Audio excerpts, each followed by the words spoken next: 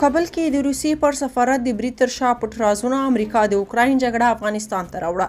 دا چې څنګه نور جزئیات همدلته وګورئ او چینل سبسکرایب کړئ. د افغانستان د سولې لپاره د امریکا ځانګړي استازي ټایم ویس په یو ټویټ کې په کابل کې د روسیې پر سفارت پرونه برید غندلی. نوموړي لیکلي چې دغه ترهګریز برید د قربانیانو کورنۍ ته تسلیت وایي او په ویرې کې شریک دی. په ورته وخت کې د افغانستان د پخواني ولسمشر حامد کرزي د دفتر رئیس عبدالکریم خرم په کابل کې د روسیې پر سفارت پرونه ځانمرګي برید د اوکراین جګړې د پلان یوه برخه ګڼلې ده. خرم زیاتوي چې داعش ډله روسیې سره پخوانۍ دښمني لري، خو وروستی برید د اوکراین او تایوان ستونزو سره اړوند ښکاري. کریم خرم په ضمني ډول په دغه برید کې د امریکا د لاس لرلو تور پورې کړی دی.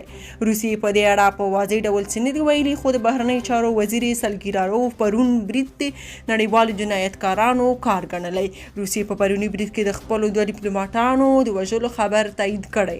د طالبانو بهرنیو چارو وزیر مولوي امیر خان متقي له برید وروسته د روسیې د بهرنیو چارو وزیر ته توضیحات او ډاډ ورکړی چې دا پیښه څیړي او د روسیې سفارت ښه امنیت به ساتي. درنو لیدونکو او اورېدونکو له ملتیا مو مننه. که تاسو په دې اړه څه نظر لرئ په کومنټ کې شریک او چینل سبسکرایب کړئ.